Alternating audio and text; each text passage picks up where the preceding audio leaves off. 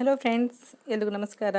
ನಾನಿವತ್ತು ದಾಲ್ fry, mixed ದಾಲ್ fry ಮತ್ತು ಅದನ್ನೇ ಸ್ವಲ್ಪ ಡಿಫ್ರೆಂಟಾಗಿ ಯಾವ ರೀತಿ ಇನ್ನೂ ಟೇಸ್ಟ್ ಜಾಸ್ತಿ ಮಾಡ್ಕೊಳ್ಬೋದು ಅಂತೇಳಿ ಮೊಟ್ಟೆ ಉಪಯೋಗಿಸ್ಕೊಂಡು ಮಾಡ್ಕೊಂಡಿದ್ದೀನಿ.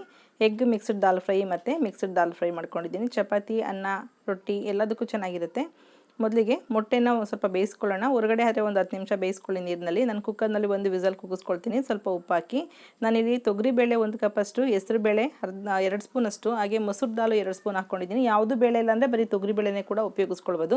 ಒಂದು 10 ನಿಮಿಷ ನೆನೆಸಿಟ್ಕೊಳ್ಳೋಣ. ನೆನೆಸಿರೋಂಥ ಬೇಳೆನ ಕುಕ್ಕರ್ನಲ್ಲಿ ಹಾಕಿ 1 ಕಪ್ಪು ಬೇಳೆಗೆ 2ರಿಂದ 2.5 ಕಪ್ಪಷ್ಟು ನೀರು ಹಾಕ್ಬಿಟ್ಟು ಒಂದು 2 ವಿಸಲ್ ಕೂಗಿಸ್ಕೊಳ್ಳಿ. ಸ್ವಲ್ಪ ಹಳದಿ ಪುಡಿ ಮತ್ತು ಸ್ವಲ್ಪ ರುಚಿಗೆ ಬೇಯೋದಕ್ಕೆ ಬೇಗ ಎಣ್ಣೆ ಹಾಕ್ಕೊಳ್ಳೋಣ. ಒಂದು ಅರ್ಧ ಸ್ಪೂನಷ್ಟು ಎಣ್ಣೆ ಹಾಕಿದ್ರೆ ಬೇಳೆ ಬೇಗ ಬೇಯುತ್ತೆ. ಟೇಸ್ಟ್ ಕೂಡ ತುಂಬ ಚೆನ್ನಾಗಿರುತ್ತೆ ಬೇಳೆದು. ಚೆನ್ನಾಗಿ ಬೇಳೆ ಬೆಂದಿರೋಂಥ ಬೇಳೆನ ಸ್ವಲ್ಪ ಸ್ಮ್ಯಾಶ್ ಮಾಡ್ಕೊಳ್ಳಿ. ಹಾಗೆಯೇ ತುಂಬಾ ರುಚಿಯಾಗಿರುತ್ತೆ. ಇದು ರೋಟಿಗೆಲ್ಲ ತುಂಬಾ ಚೆನ್ನಾಗಿರುತ್ತೆ. ನಾನಿಲ್ಲಿ ದಾಲ್ ಫ್ರೈ ರೆಡಿ ಮಾಡ್ಕೊಳ್ತಿದ್ದೀನಿ. 2 in 1. ಜಸ್ಟ್ ಒಂದು ಸ್ವಲ್ಪ ಚೇಂಜ್ ಮಾಡಿಕೊಂಡ್ರೆ ಸಾಕು. ಎಗ್ ಹಾಕ್ಕೊಂಡ್ರೆ ಅದು ಟೇಸ್ಟ್ ಸಪ್ರೇಟ್ ಆಗುತ್ತೆ. ನಾನು ಸ್ವಲ್ಪ ತುಪ್ಪ ಮತ್ತು ಎಣ್ಣೆ ಎರಡೂ ಹಾಕ್ಕೊಂಡು ಸಾಸಿವೆ ಮತ್ತು ಜೀರಿಗೆ ಹಾಕ್ಕೊಂಡಿದ್ದೀನಿ, ಕಾಲು ಸ್ಪೂನಷ್ಟು. ಸ್ವಲ್ಪ ಜೀರಿಗೆ ಸಾಸಿವೆ ಫ್ರೈ ಆದಮೇಲೆ ಒಂದು ಬ್ಯಾಡಗಿ ಮೆಣಸಿನ್ಕಾಯಿ, ಕರಿಬೇವಿನ ಸೊಪ್ಪು, ಹಾಗೆ ಶುಂಠಿ ಮತ್ತು ಬೆಳ್ಳುಳ್ಳಿ ನಾನಿಲ್ಲಿ ಜಜ್ಜಿ ಹಾಕ್ಕೊಳ್ತಾ ಇದ್ದೀನಿ. ನೀವು ಪೇಸ್ಟ್ ಇದ್ದರೆ ಅದನ್ನು ಕೂಡ ಹಾಕ್ಕೊಳ್ಬೋದು. ಶುಂಠಿ ಬೆಳ್ಳುಳ್ಳಿ ಎಲ್ಲನೂ ಸ್ವಲ್ಪ ಕಲರ್ ಚೇಂಜ್ ಆಗೋಷ್ಟು ಫ್ರೈ ಆಗಲಿ. ಒಳ್ಳೆ ಅರೋಮ ಬರ್ತಾ ಇರುತ್ತೆ. ತುಪ್ಪ ಮತ್ತು ಎಣ್ಣೆ ಎರಡೂ ಮಿಕ್ಸ್ ಮಾಡಿರೋದ್ರಿಂದ ನಾನಿಲ್ಲಿ ಒಂದು ಸ್ಮಾಲ್ ಸೈಜ್ ಈರುಳ್ಳಿ ಮತ್ತು ಸ್ವಲ್ಪ ಕರಿಬೇವಿನ ಸೊಪ್ಪು ಹಾಕ್ಕೊಂಡು ಫ್ರೈ ಮಾಡ್ಕೊಳ್ತಾ ಇದ್ದೀನಿ. ಈ ಒಗ್ಗರಣೆ ಸ್ವಲ್ಪ ಕಲರ್ ಚೇಂಜ್ ಆಗಬೇಕು, ಚೆನ್ನಾಗಿರುತ್ತೆ ಟೇಸ್ಟು.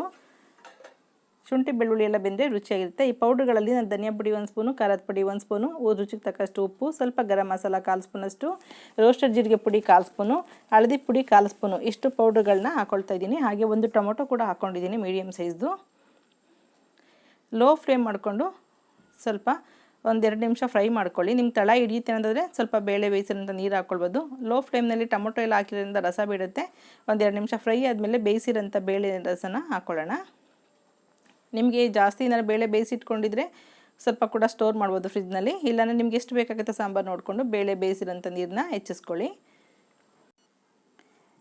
ದಾಲ್ ಫ್ರೈ ಸ್ವಲ್ಪ ತಣ್ಣಗಾದ್ಮೇಲೆ ಸ್ವಲ್ಪ ಗಟ್ಟಿಯಾಗುತ್ತೆ, ಹಾಗಾಗಿ ನೀರು ನೋಡಿಕೊಂಡು ಹೆಚ್ಚಿಸ್ಕೊಳ್ಳಿ. ನೀವು ತುಂಬ ಗಟ್ಟಿ ಆಯ್ತು ಅನ್ನೋದ್ರೆ ಸ್ವಲ್ಪ ಬಿಸಿನೀರು, ಸ್ವಲ್ಪ ಉಪ್ಪು ಹಾಕ್ಬಿಟ್ಟು ಕುದಿಸ್ಕೊಂಡ್ರೆ ನಿಮಗೆ ಎಷ್ಟು ಹದ ಬೇಕೋ ಅದಕ್ಕೆ ಬರುತ್ತೆ.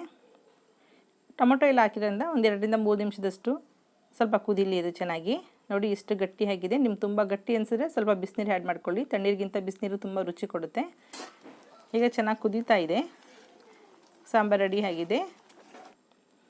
ಸ್ವಲ್ಪ ಸಾಂಬಾರನ್ನ ಬರೀ ದಾಲ್ ಫ್ರೈನ ಸಪ್ರೇಟ್ ತೆಗೆದಿಟ್ಕೊಳ್ತಿದ್ದೀನಿ. ಈಗ ಇರೋಂಥ ದಾಲ್ ಫ್ರೈಗೆ 2 ಬೇಯಿಸಿರೋಂಥ ಮೊಟ್ಟೆನ ಹಳದಿ ಭಾಗ ನೀವು ಅದು ದಾಲ್ ಜೊತೆಗೆ ಹಾಕ್ಕೊಂಡು ಸ್ಮ್ಯಾಶ್ ಮಾಡ್ಕೋಬೋದು. ಅದೊಂಥರ ಟೇಸ್ಟ್ ಚೆನ್ನಾಗಿರುತ್ತೆ. ಇಲ್ಲ ಹಾಗೆ ತಿನ್ನೋದಕ್ಕೆ ಇಷ್ಟ ಆಗುತ್ತೆ ಅನ್ನೋದಾದರೆ ಮೊಟ್ಟೆನೆಲ್ಲ ಕಟ್ ಮಾಡಿಬಿಟ್ಟು ಹಾಕ್ಕೊಂಡಿದ್ದೀನಿ. ಇದಕ್ಕೆ ಸ್ವಲ್ಪ ರುಚಿಗೆ ಮೆಣಸಿನ ಪುಡಿ ಹಾಕ್ಕೊಳ್ತಿದ್ದೀನಿ, ಒಂದು ಅರ್ಧ ಸ್ಪೂನಷ್ಟು ಹಾಕ್ಕೊಂಡು ಈ ಬೇಳೆ ದಾಲ್ ಇದೆಯಲ್ಲ ಅದರಲ್ಲಿ 1-2 ನಿಮಿಷದಷ್ಟು ಲೋ ಫ್ಲೇಮ್ನಲ್ಲಿ ಕುದಿಸ್ಕೊಳ್ಳಿ.